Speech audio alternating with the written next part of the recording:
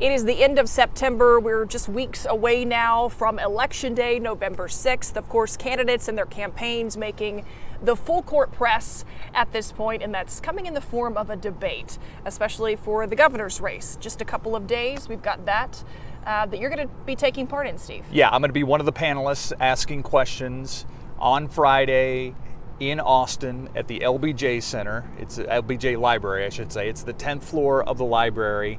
And I'm not sure what the setup's going to be. I've been at the LBJ Library before, but I don't remember floor by floor, so it'll be interesting to see how it's set up. But it's a group of stations from all across Texas that have come together to sponsor the one and only debate between Governor Greg Abbott and former Sheriff Lupe Valdez. Yeah, I think that's important to point out. This is it. This is the one debate that we will see between these two candidates.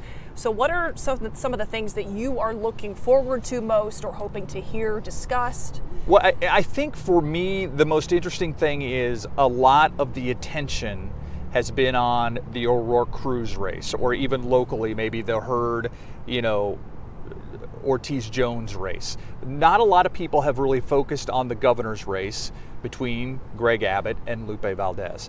And so I think for a lot of people, this will be their introduction to Sheriff Valdez. I think they know Greg Abbott, they're comfortable with Greg Abbott. She needs to give them a reason to vote for her and maybe flesh out some of her issues that are out there. If it comes to immigration, if it comes to school safety, if it comes to health care, some of the things that she stands for. So that's why I think in a lot of ways, the pressure Friday is going to be more on Lupe Valdez than it will necessarily Greg Abbott. Do you think that this is late in the game to have that introduction? We're only a couple of weeks away. November 6th is Election Day. So does that seem late to you at this point? It does. And, quite frankly, her fundraising has not been going great. The polling, the closest I've seen her in any poll was 9 points behind, but there have been some that have shown her as much as 19 points behind in this race. I think at one point it was some unbelievable figure that Greg Abbott had outraised her by like 160 times. Wow. I mean, there was one point in this race where she only had a little more than $220,000 in her campaign war chest. He has millions. So, I think that there's a lot riding on this for her, but I think it's a very good question of, is it too late? But that's why I think she has a lot of pressure on her. I mean, this is free TV. It's her chance to show why she should be the next governor of the state of Texas. Yeah, and I think that the incumbent, obviously our current governor, Greg Abbott, he's a known quantity. We are all very familiar with him.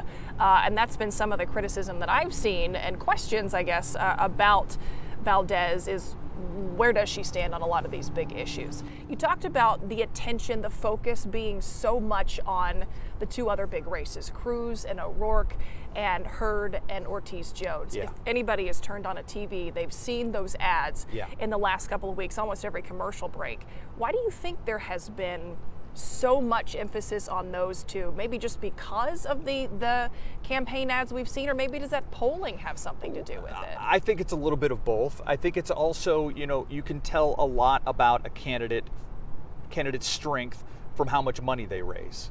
And, it's unusual in the state of Texas to have a Senate candidate like Beto O'Rourke outraise a sitting Republican senator like Ted Cruz, who ran for president.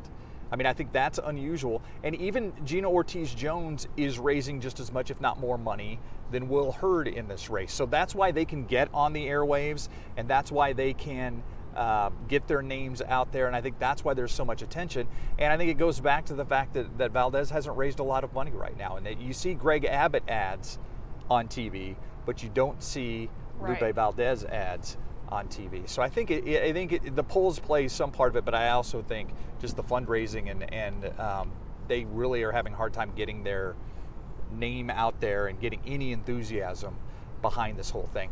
And it brings up an interesting fact. There are a lot of people, especially with the O'Rourke race, wondering if people will switch ballots, because you've got Abbott at the top of the ballot. People vote for Greg Abbott, then are they going to cross over and vote for Beto? Yeah. Or will they just vote a straight Republican ticket? Or vice versa, will people vote a straight Democratic ticket if they really want to vote for Beto, or will they cross over and vote for Greg Abbott? So you may see more. That's an interesting dynamic in this race that maybe we haven't seen before. That purple streak that we see. Not a lot of straight party voting. So we know that we have more debates coming up between Cruz and O'Rourke. We know that you have had a chance to sit down with both the candidates, Will Hurd and Gina Ortiz-Jones, and those pieces are on our website for people to get to know those candidates. But this is the one and only debate for our gubernatorial candidates coming up on Friday, and that's going to air here on KSAT. Yeah, Friday at 7 o'clock on KSAT. All right. We will look forward to that. Thanks so much. Thanks, Myra.